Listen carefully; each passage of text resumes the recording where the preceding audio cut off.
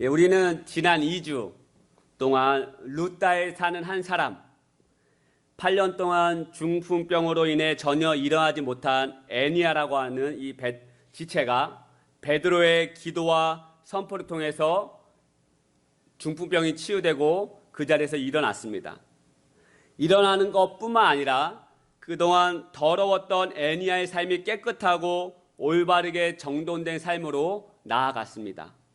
이로 인해 루따와 사론에 사는 사람들이 애니아의 기적적인 치료와 그의 정돈된 삶을 통하여서 많은 사람들이 주님께 돌아왔다라고 저희들이 지난 2주 동안 말씀을 들었습니다.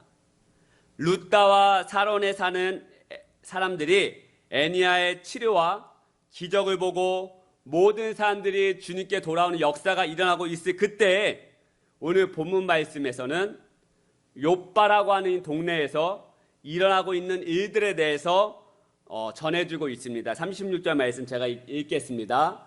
욥바에 다비다라고 하는 제 여제자가 있으니 그 이름을 번역하면 도르가라. 선행과 구제하는 일이 심히 많더니. 여러분, 욥바는요, 지난 2주 동안 들었던 애니아가 살고 있던 루따와 근처 도시입니다. 그리고 예루살렘으로부터 50km 정도 떨어진 도시입니다.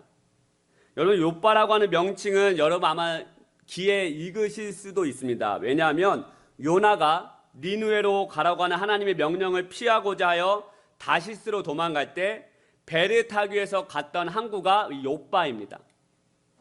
이러한 곳에 다비다라고 하는 여제자가 있었으면 오늘 본문 말씀 36절에서 우리 가운데 나타내 주고 있습니다. 그런데 이 말씀에 보니까 다비다라고 하는 이 이름을 번역하면 뭐라고 말하냐? 또 도르가라고 말합니다. 헬라 이름이거든요. 그런데 이 다비다와 이 도르가를 다른 책에서 제가 보니까 이 영어 이름을 똑같은 이름을 씁니다. 가젤.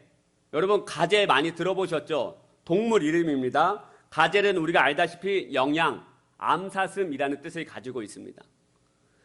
다비다라고 하는 이름 자체가요, 그 당시 아름다움을 상징하는 이름이라고 합니다. 우리도 지금 꽃사슴, 여러분 눈이 꽃사슴 같아라고 하면 아름답다라고 얘기하는 거잖아요. 그 당시도 영양, 암사슴이라고 하면요, 아름다움을 상징하는 이름을 가지고 있는 것입니다. 그런데 여러분, 다비다는 이름만 아름다운 여인이 아니었어요. 방금 읽은 36절의 말씀에 보니까 이 여인이 선행과 구제하는 일이 심히 많았다라고 고백하고 있어요. 다비다는요, 이름만 아름다운 여자가 아니라 삶 자체도, 인생 자체도 아름다운 여자였음을 말해주고 있는 것입니다. 여러분, 저는 이 말씀이 그때 놀라운 은혜다라고 생각이 되어졌습니다. 이러한 은혜가 저와 여러분 자녀에게 모두 있기를 소망하는 마음으로 이 말씀을 준비했습니다. 저의 아이의 이름은 여러분 다 아시겠지만 다현이와 정현입니다. 근데 어떤 사람들은 저희 아이 다현이라는 이름만 보고 여자아이라고 착각을 합니다. 어린이집에서 여러분 생일잔치라면 다른 부모님들이 이제 그 아이에게 조그만 생일 선물을 보냅니다. 그래서 공지사항에 이번 달에 생일잔치가 누구가 있으니 작은 선물을 보내주세요라고 기록하고 공지사항을 각 가정마다 다 보냅니다. 그러면 어떤 엄마들은 다현이라는 이름만 보고 여자아이라고 추측을 해서 이번에 보니까 어떤 엄마는 저희 다현이한테 키티가 그려져 있는 양말을 선물로 보냈습니다. 여자아이인 줄 알았던 거죠. 여러분, 제가 다현이라고 이름을 지은 이유는요, 제가 딸이 없기 때문에 딸을 원해서 지은 이름이 아닙니다. 여자아이처럼 자라라라고 이름을 제가 지은 것이 아니죠. 제가 다니엘서 12장 3절 말씀을 읽다가 이 이름을 짓게 되었습니다. 지혜 있는 자는 궁창의 빛과 같이 빛날 것이요, 많은 사람들을 옳은 대로 돌아오게 하는 자는 별과 같이 영원토록 빛나리라. 많은 사람을 옳은 데, 즉 주님 곁으로 돌아오게 하는 자는 별과 같이 빛나는 자가 될 것이라고 이 말씀에 말씀하고 있거든요. 여기서 저는 만을 다해 빛날 현을 써서 정말 다현이가 많은 사람을 옳은 대로 돌아오게 하는, 그래서 별과 같이 빛나는 아이로 자라났으면 좋겠다라고 하는 마음으로 제가 그 이름을 지었습니다. 이름만 많은 사람을 옳은 대로 돌아오게 하여 빛나는 사람이 되는 것이 아니라 정말 자라가면서 인생을 살아가면서 이름처럼 자라가기를 소망하는 것입니다. 정연이라는 이름도 저는 마찬가지죠. 정연이라는 이름은 빌립보서 2장 15절 말씀을 읽다가 제가 이름을 짓게 되었습니다. 이는 너희가 흠이 없고 순전하여 어그러지고 거스르는 세대 가운데서 하나님의 흠없는 자녀로 세상에서 그들 가운데 빛들로 나타내며, 정말 이 완악하고 어그러진 이 세대 가운데서 깨끗하고 흠없는 자녀로서 빛으로 살아가고자 하는 삶이 되고자 해서 제가 깨끗할 정에 빛날 현을 써서 정연이라고 이름을 지은 것입니다. 이름만 깨끗하고 빛나게 사는 삶이 아니라 정말 자라가면서 인생을 살아가면서 완악하고 거룩하지 못한 이 세대 가운데서 하나님의 자녀로 깨끗하고 흠없는 자녀로 자라서 예수님의 빛을 드러내는 삶을 살기를 소망하는 마음으로 제가 이름을 지었습니다. 이름뿐만 아니라 삶까지도 그렇게 이름 따라서 인생을 살아간다면 여러분 부모 마음이 얼마나 좋겠습니까? 여러분? 그것을 원하는 마음으로 이름을 지은 거 아니겠습니까? 여러분 자녀들도 마찬가지 아니겠습니까? 여러분 자녀 이름을 대충 짓지 않지 않겠습니까? 정말 하나님의 은혜로 자라라, 정말 놀라운 은혜로 자라라, 여러분 그런 마음을 가지고 정말 이름을 지은 거 아니겠습니까? 그러면 이름뿐만 아니라 그렇게 이름처럼 그런 인생을 살아간다면 여러분 부모가 볼 때 얼마나 마음이 뿌듯하고 기쁨이 되겠습니까? 그런데 다비다라고 하는 이 여인이요, 이랬다는 거예요. 이름도 정말 암사슴처럼 이쁜 이름, 아름다운 여인을 뜻하고 있는데 이 다비다의 삶까지도 인생 자체도 정말 선하고 아름다운 삶으로 살아가고 있었음을 우리 가운데 나타내 보이고 있다라는 거예요. 그녀의 삶이 선행과 구제하는 일을 하며 살았다고 고백하고 있습니다. 이처럼 여러분의 자녀들이 이름과 삶이 동일하게 살아가는 자녀들이 되시기를 주님의 이름으로 축복하여 드립니다. 할렐루야. 그런데 말씀에 보니까요, 선행과 구제하는 일로 나아갔다고 표현하고 있는데 그냥 이렇게 표현하고 끝나지 않습니다. 36절 후반에 보니까 뭐라고 고백하느냐? 선행과 구제하는 일이 심히 많더니 라고 고백해요. 선행과 구제하는 일이 있었다라고 고백하지 않고요, 그 여인이 선행과 구제하는 일이 심히 많은 여인이었다라고 고백하고 있습니다. 여기서 심히 많다라고 하는 말은 헬라어로 플레레스라는 단어를 씁니다. 이 단어의 뜻은 가득 찬 상태라는 뜻을 가지고 있어요. 그런데 여러분 가득 찬 상태에서 끝나지 않아요. 개역개정 우리가 읽은 말씀에 보니까 심히 많다라고 표현하고 있는데 심히라는 말은 국어사전에 보니까 보통의 정도보다 지나치게라는 뜻을 가지고 있어요.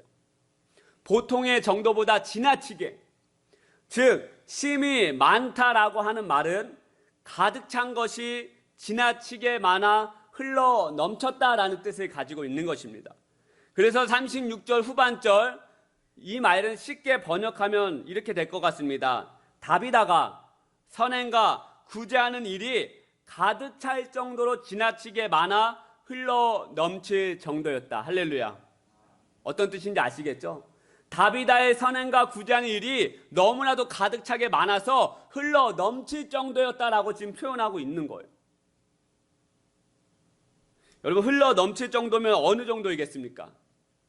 저희 둘째 아이가 이렇게 물을 자주 얘기합니다. 그래서 물을 이제 아이니까 조금만 담아서 물을 줍니다. 그럼 지가 조금 먹고 물을 이렇게 가끔씩 내려두면 좋은데 어쩔 때는 이게 땅바닥에 쏟아요, 그 물을. 그런데 컵에 있을 때는 잘 몰랐는데 그 물을 바닥에 쏟고 나면 그 물이 생각보다 양이 많습니다. 그런데 여러분 가득 찬 물이 흘러 넘칠 정도여서 바닥에 쏟아졌다고 생각해 보십시다. 얼마나 많은 양이겠습니까? 여러분 다비다의 선행과 구제가 이렇다라는 거예요. 그러니 욥바에 얼마나 많은 사람들이 다비다의 구제와 선행을 받았겠습니까? 저의 회복교회가, 여러분이 속한 이 교회가 다비다의 선행과 구제로 나아가기를 소망합니다. 할렐루야. 이 성전을 가득 차서 흘러 넘쳐 사방으로 흘러가는 교회가 되기를 소망합니다. 여러분, 우리 지난 2주 동안 수요일날 성경 공부했지 않았습니까? 교회는 에덴 동산을 회복해야 된다. 그런데 에덴 동산에 어떠한 것이 있었다나 말합니까? 동서남북으로 흐르는 강이 있었다라고 말씀을 드렸습니다. 그 물은 생명이요 참 사랑이라고 제가 말씀을 드렸습니다. 여러분, 에덴 동산에서 흘러가는 물이 얼마나 많은 식물과 여러 가지 생명을 살렸을지 우리는 조금만 생각해봐도 상상이 되어지실 것입니다. 에스겔 47장에 보면 성전에서 흐르는 물에 대한 환상이 나오죠.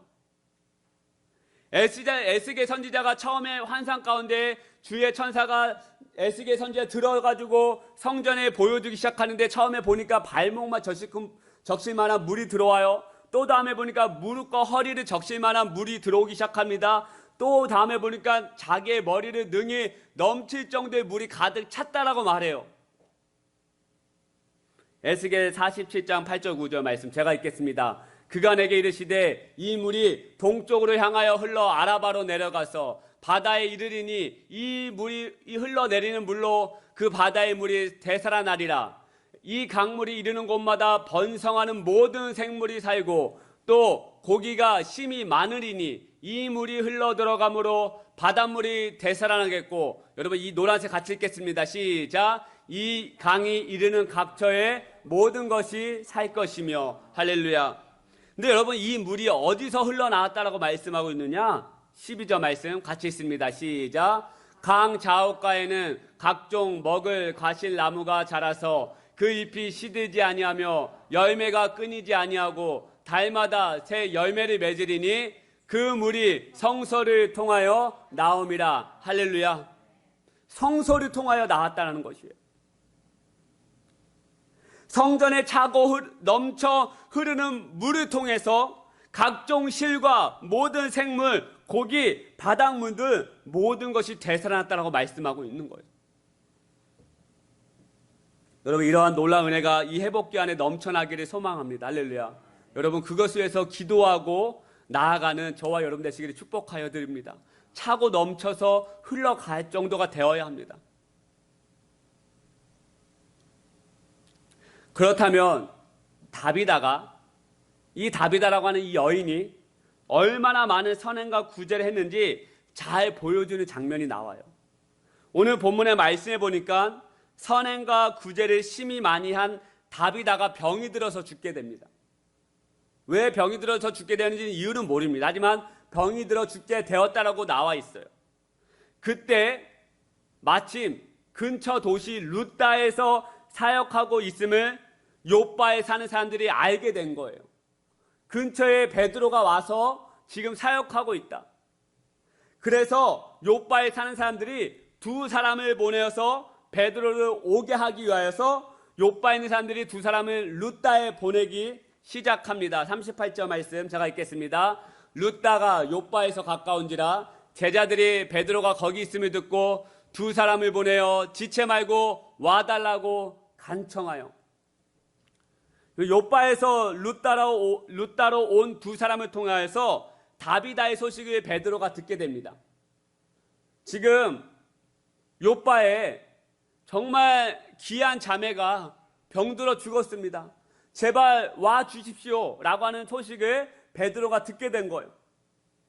그리고 베드로가 욥바로 가게 되죠. 다비다의 시신이 놓여져 있는 다락방으로 올라가게 됩니다. 그때 여러분, 베드로 곁에 서서 우는 가부들이 나와요. 39절 말씀 같이 한번 읽어보겠습니다. 시작. 베드로가 일어나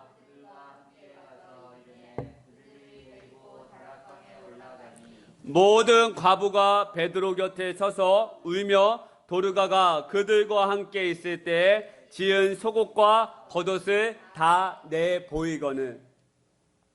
여러분, 이 말씀에 보니까요, 베드로 옆에 서서 울고 있던 과부가 나옵니다.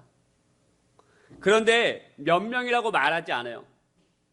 어떻게 고백하고 있느냐? 모든 과부들이라고 얘기합니다. 여러분, 욥바에 대해서 제가 검색을 해보니까 작은 항구 도시가 아닙니다. 솔로몬이 성전을 지을 때요, 레바논으로부터 목재를 실어 와야 했습니다. 백향목을 실어 와야 돼요. 그런데 이 목재를 실어 나른 항구가 어디냐? 바로 욥바입니다. 이 욥바는 그만큼 큰 항구 도시였어요.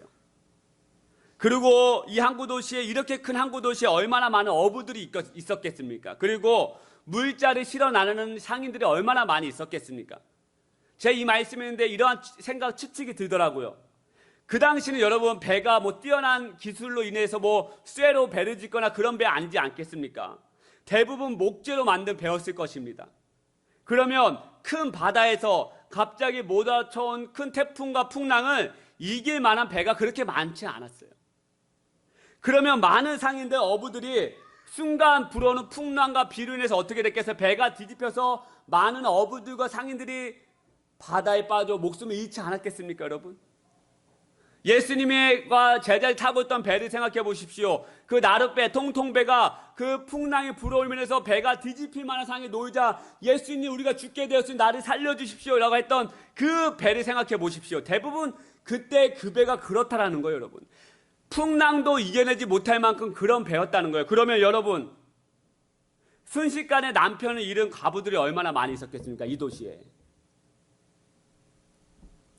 그런 과부들이요, 다락방에서 베드로 곁에서 지금 울었다라는 거예요.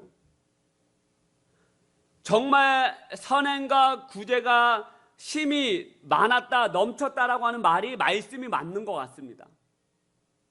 차고 흘러 넘친 정도가 맞는 거예요. 근데 여러분, 과부들이 그냥 울지 않습니다. 과부들이 울면서 한 행동이 있어요. 무엇이냐? 39절 후반절에 보니까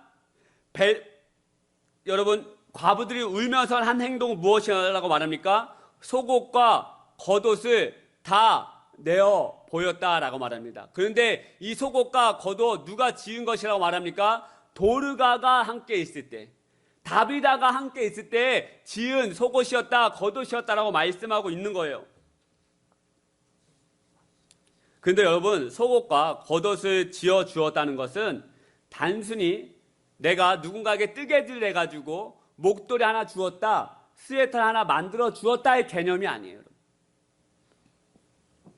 제 이 말씀 보면서 어떤 책에 보니까요, 이 당시 이스라엘 문화 안에서는 빌려준 돈을 내가 대받지 못할 경우에 그 당시 그 채무자의 옷을 가져갔다고 합니다.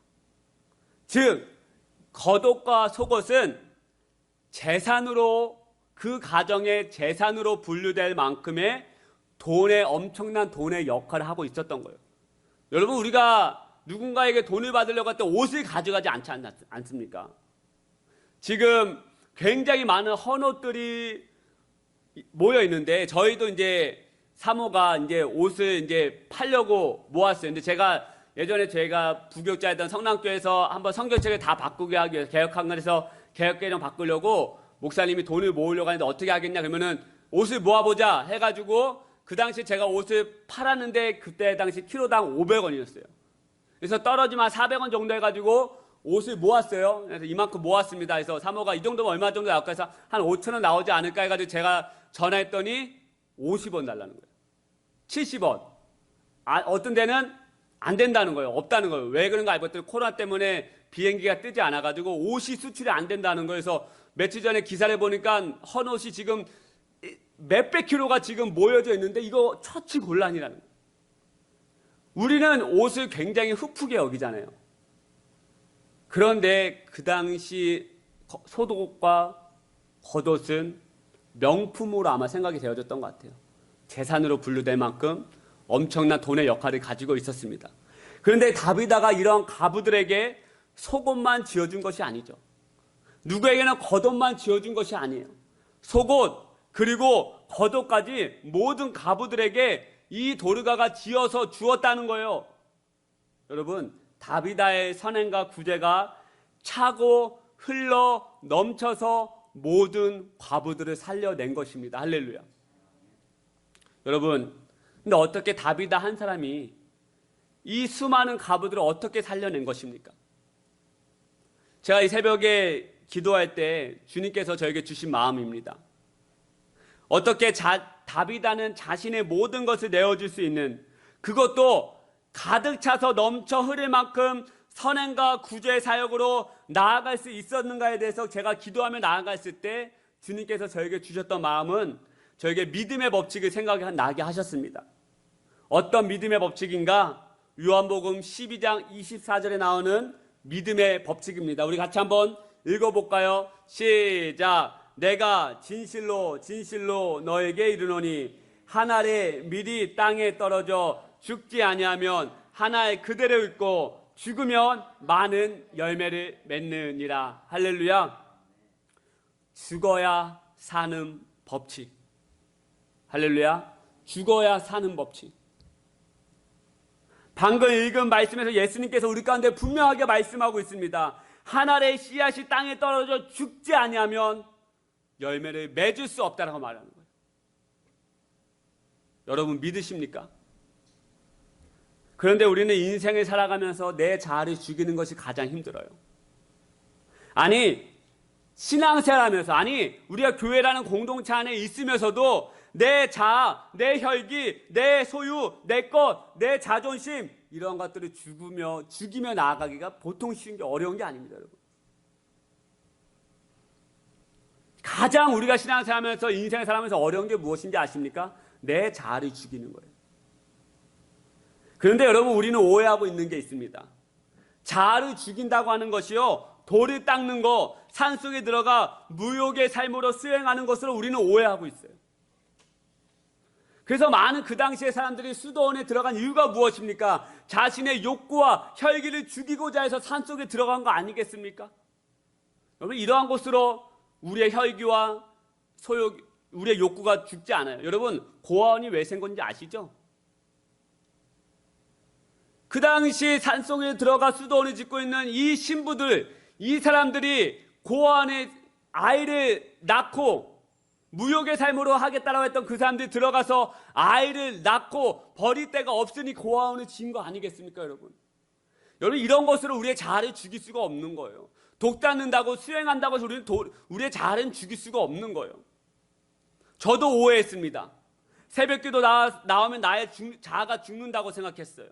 예배를 많이 드리며 찬양을 많이 부르면 저의 자아가 죽는다고 생각했습니다. 그런데 제가 얼마 전에 유기서 목사님의 페이스북을 읽으면서 올라온 글을 읽으면서 제가 깨달은 게 있습니다.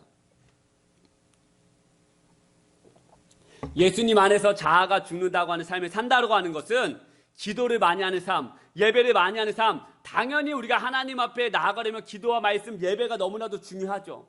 이것을 빼놓고 우리 하나님 앞에 나아갈 수 없습니다.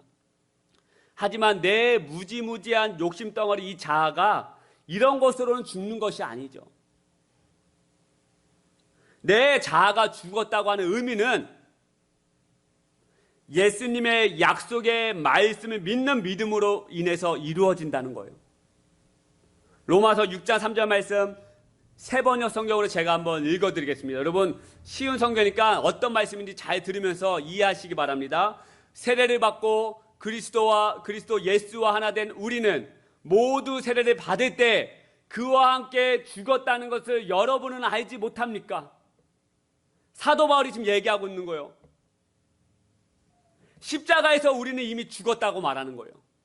십자가에서 이미 여러분은 죽은 삶이다라고 말하는 거예요. 그렇다면 무엇이 죽었다라고 말하고 있느냐? 우리는 이렇게 살아있는데 무엇이 죽었다라고 말하고 있느냐? 6절 말씀 세 번역 성경으로 제가 읽어드리겠습니다. 예전에 우리는 다시 읽겠습니다. 6절 말씀 예전에 우리는 그분과 함께 십자가에 못 박혀서 죄에 물든 육체는 죽어버리고 이제는 죄의 종살이에서 벗어나게 되었다는 것을 우리는 알고 있습니다. 무슨 말씀이냐?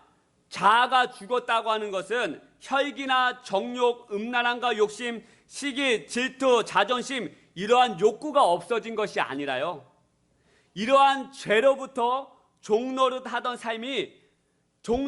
우리의 삶이 이미 예수님과 함께 죽었다고 하는 것을 말씀하고 있는 거예요. 쉽게 말씀드리겠습니다. 여러분이 예수님 믿는 사람들이에요. 그러면 저와 여러분 모두는 이미 십자가에서 우리의 옛사람, 죄의 종노릇하던 옛사람이 죽었다는 거예요. 이미 죽은 사람들이라는 거예요, 우리는. 그리고 우리의 옛사람이 죽고 십자가에서 새 생명을 받은 사람들이라는 거예요. 그렇다면 여러분, 우리는 누구로부터 새 생명을 받은 사람들입니까? 예수님으로부터 새 생명을 받은 사람들이라는 거예요. 초등학교 2학년 아이가 유기성 목사님에게 이렇게 물었다고 합니다. 목사님, 자아가 죽는 것이 무엇인가요? 자아가 죽었다고 하는데 자아가 죽는 것이 무엇인가요? 그때 목사님께서 이렇게 답변하셨다고 합니다. 자기가 결정할 수 있는 것을 주님께 질문을 한 다음 결정하는 것이란다. 다시 한번 이야기하겠습니다. 자기가 자신이 결정할 수 있는 이 문제를 주님께 질문한 다음 결정하는 것이란다. 저는 기막힌 답변이라는 생각이 되어졌어요. 왜냐하면 우리는 죄의 종로를 타던 옛사람이 죽고 이제는 예수님으로부터 새 생명을 받은 사람들입니다. 그러면 저와 여러분의 주인은 아버지 예수님이세요. 할렐루야. 그러면 새 생명을 받은 자녀된 우리는 당연히 내가 결정할 수 있는 것을 아버지께, 할렐루야, 새 생명을 허락하신 지인에게 질문한 다음 결정해야 되는 것이 당연하지 않겠습니까, 여러분? 여러분, 이것이 자아를 죽일 수 있는 방법이에요. 나는 이미 죽었다라고 선포하는 거예요. 내 힘으로는 절대 자아를 죽일 수 없어요, 여러분. 산에 들어가서 금식하면서 산다고 하는 것이 자아를 절대, 이 엄청난 시퍼렇게 살아있는 이 자아를 절대 누릴 수 없는 것이죠. 죄의 종로를 타던 옛사람이 죽었음을 믿고 먼저 믿으셔야 합니다. 할렐루야. 먼저 믿어야 돼요. 내 결정을 나의 아버지 되시는 예수님께 질문하며 나아갈 때 우리는 죽을 수 있는 삶으로 나아갈 수 있다는 것입니다. 다비다가 이런 삶을 나갔어요. 제가 진짜 이 말씀을 준비하다 보니까 이런 문제가 제 안에 설교에 적용하려고 했는지 하나님께서 저에게 주시더라고요. 갑자기 집에 있는데 수요일날 나눴지만 어떤 저희 사칭 아주머니, 참 대화가 잘 안 통한 아주머니인데 두드리는 거여서 열어봤더니 자기 아저씨가 이제 포토를 몰거든요. 갑자기 대뜸 양옆에 사이드에는 포토를 대야 되니까 저보고 뒤에다 갖다 대라는 거예요. 여러분 아시겠지만 시골 빌라가 무슨 이게 다 공용 면적이지 무슨 이게 다 저겁니까? 누구 자리가 써있지 않는 거 아니지 않습니까? 거기다 포토 대면 제가 뒤에 갖다 대고 제가 또 그대 남아서 대면 누가 다른 사람 대고 그런 거 아니겠습니까? 빌라가. 그래서 그 아주머니가 와서 양해를 구하고 와, 죄송한데 저희 아저씨 포토가 기니까 좀 다른 데 대주시면 감사하지 않을까 이렇게 얘기해주면 제가 그 얘기를 안 듣겠습니까? 같은 빌라 사람인데. 근데 오자마자 그 얘기 하는데 그 다음날 이제 수요일날 성경 공부하러 나오는데 애가 엄청 우는 거예요. 그래서 사모가 이제 어깨 치료도 받고 하니까 제가 이제 들고 나왔더니 근데 그 아줌마가 지나가는 거여서 저는 대학이 싫어서 그냥 인사하고 갔는데 도저히 너무 울어서 안 돼서 이제 사모한테 애 좀 맡기려고 딱 봤더니 뒤에서 그 아줌마랑 얘기하고 있는 거예요. 저희 사모가. 제가 화가 너무 많이 나는 거죠. 분명히 무슨 얘기하는지 뻔히 보이는 거예요. 또 주차 문제 얘기하겠다. 그래서 제가 거기서 저희 혈기가 나온 거죠. 소리를 저도 모르게 지르는 거예요. 야, 누구 너 빨리 안 와. 제가 소리를 질렀어요. 왜요? 얘기하지 말라는 거죠. 그 아줌마 얘기 듣지 말라는 거예요. 빨리 와라. 또 이상한 얘기 하겠다. 그래가지고 이제 제가 이제 왔어요. 사모가 이제 저한테 얘기하는 거죠. 목사님은 사랑이 없는 사람이다. 어떻게 그 거리에서 소리를 칠 수가 있느냐. 그 정말 국률의 마음이 없다. 정말 하나님께서 이 영혼이 주님 앞에 돌아온다고 하면 내 모습 때문에 돌아오지 않을 것이다 라고 저한테 뼈를 때리는 말을 하고 이제 돌아갔어요. 근데 제가 이제 아직까지 막 분이 풀리지 않는 거죠. 새벽에 그 다음날 앉아서 기도하는데 기도가 잘 안 되는 거예요. 어떻게 나한테 그런 말을, 그렇게 정말 경우도 없는 말 하나, 자기 주차장도 아니고 자기 구역도 아니고 양해 구하는 것도 아니고 자기 차 대야 되니까 나보고 뒤에 갖다 대려야 되고 너무 경우 없는 거 아닌가. 그래서 제가 정말 씩씩거리면서 그 아줌마 대하지 않아야 되겠다. 더 이상 쳐다도 안 봐야 되겠다. 이런 제 안에 그런 마음이 있을 때 이 말씀이 생각이 나는 거예요. 나의 이런 제 혈기, 제 욕구를 주님 앞에 기도하면서 물으며 나아가는 거죠. 내 결정을, 내가 결단할 수 있는 결정을 그냥 그 아줌마 안 보고 내가 거기다 대면 되는 거지 하고 있는 이 결정을 제가 주님 앞에 물어보며 나아가는 거예요. 하나님, 제가 어떻게 되겠습니까? 그 아줌마 말을 제가 그냥 순종해야 되겠습니까? 제가 어떻게 나아가야 되겠습니까? 제가 그렇게 저의 결정을 할 수 있는 권한을 주님께 질문하며 나아가는 거죠. 그럴 때 어떻게 됩니까? 주님의 마음이 제 안에 부어지기 시작하면서 저의 자아가 내려놓게 되고 죽어지기 시작한다는 거죠. 다비다가 이러한 삶으로 나아갔다는 거예요, 여러분. 다비다를 소개할 때 36절 말씀을 보니까 여제자라고 소개합니다. 누구의 제자입니까? 예수님의 제자이죠.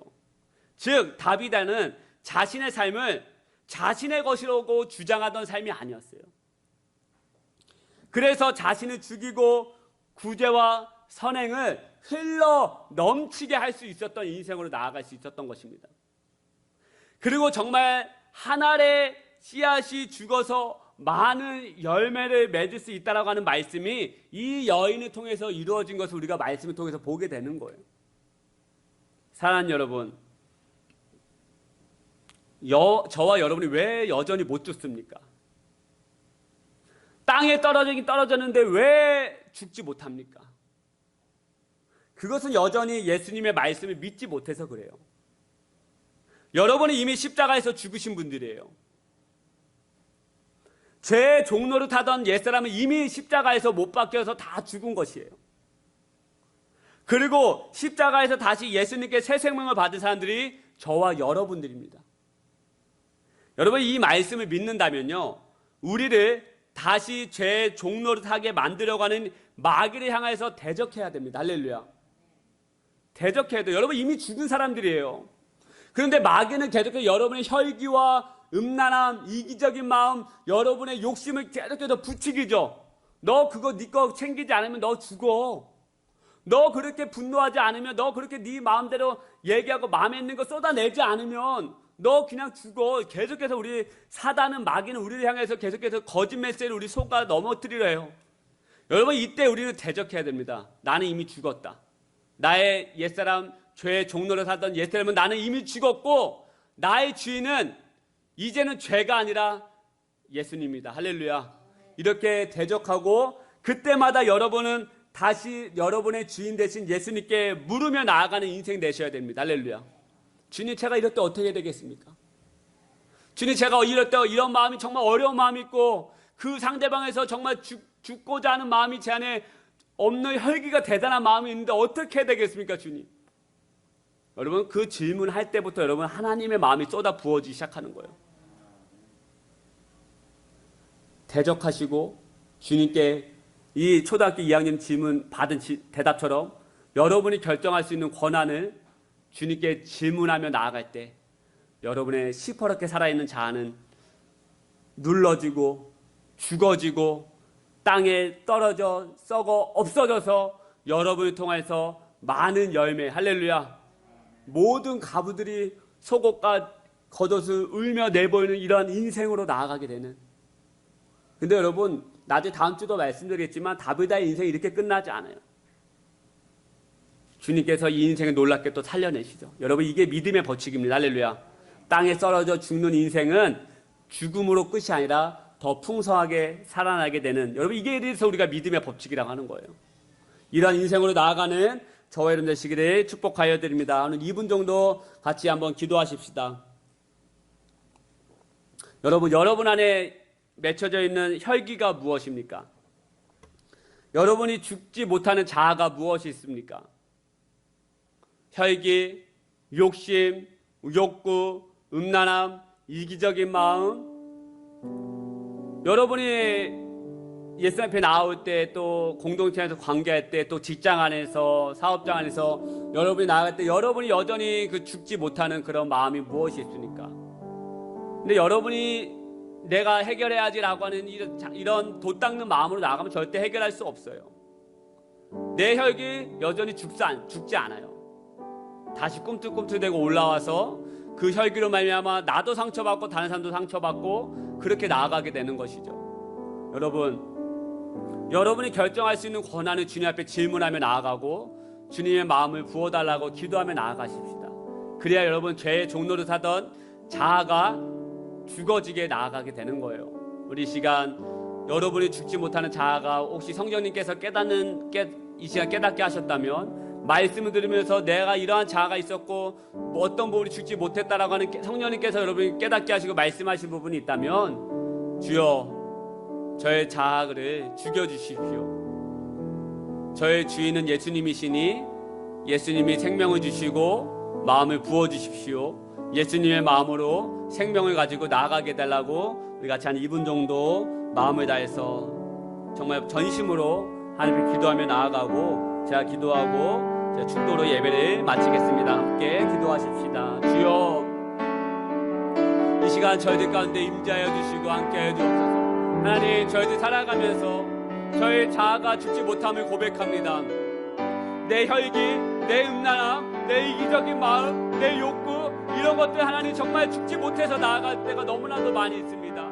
주여 죽여주시고 주의 마음을 부어주시고 저의 생명의 주인은 예수님이시오니 예수님 앞에 더 붙잡으며 나아가는 인생 되게 도와주시고 우리 사랑하는 하나님의 백성들 죽어 썩어 없어지는 그래서 많은 열매를 맺는 인생으로 나아가는 귀한 하나님의 자녀로 나아갈 수 있도록 하나님이여 주여 축복하시고 부어주옵소서. 내 혈기 내 욕심으로 나아가고 싶지 않습니다. 이 다비다처럼 선행과 부자하는 일이 흘러 넘쳐 역사가 일어나게 하여 주시옵소서. 하나님 부어주시고 우리 가운데 함께해 주시고 주의 충만함을 우리 가운데 나아가게 하여 주옵소서. 죄의 종로를 하던 모든 옛사람은 죽었사오니 이미 주님 앞에 그 새 생명을 받은 존재이오니 하나님 앞에 나아가게 해 주시고 주의 은혜로 부름받게 하여 주시옵소서. 오 주여 오 주여 오 주여 우리의 모든 혈기와 모든 욕심 죽어지게 해 주시고 예수님 앞에 물어보며 나아가게 해 주시고 내 인생 내 힘으로 할 수 없사오니 하나님이여 기름 부어 주시옵소서. 주의 마음을 부어 주시옵소서. 내 혈기를 주시옵소서. 하나님 도와주시옵소서. 하나님 아버지 감사합니다. 오늘 이 아침 저희들 말씀을 들으며 나아갑니다. 그런데 저희가 매 주일마다 시간씩마다 예배를 드림에도 불구하고 여전히 저희들은 내 혈기와 내 욕심과 내 교만함과 내 생각으로 나아갔던 시퍼렇게 살아있는 이 자아로 나아갔던 저희들의 삶이었음을 고백합니다. 주여 저희들의 힘으로는 이 시퍼렇게 살아있는 자아를 죽일 수 없습니다. 이미 십자가에서 제 종로를 하던 모든 옛사람은 죽었다라고 하셨사오니 그 말씀을 믿고 우리에게 새 생명을 주신 그 예수님의 말씀을 믿고 우리의 생명의 주인 되신 예수님 앞에 묻고 그 마음을 정말 소망하며 그 마음을 정말 우리 가운데 부어지기를 기도하며 나아가는 우리의 심령 되게 하여 주시옵소서. 예수님의 은혜로만 예수님의 마음으로만 우리의 시퍼렇게 살아있는 자를 죽일 수 있사오니 주여 우리 다시 한번 새롭게 하여 주시고 늘 주님 앞에 질문하며 주의 것을 구하며 나아가는 사랑하는 모든 심령 되게 하여 주시옵소서. 주님을 사랑합니다. 이제는 우리 주 예수 그리스도의 은혜와 하나님 아버지의 다음 없는 사랑과 성령님의 감화운동 충만하신 은혜가 이 예배를 드리고 돌아가는 모든 심령들을 위해 날마다 그 십자가에서 부어지시는 그 생명을 참 생명을 날마다 공급받으며 살아가는 모든 심령 되기를 간절히 축원하옵나이다. 아멘. 주여 주님 앞에 기도하며 나아가게 해주시오. 하나님 마귀를 대적하며 나아가게 해주시오. 저희들의 힘으로는 자아를 죽일 수 없사오니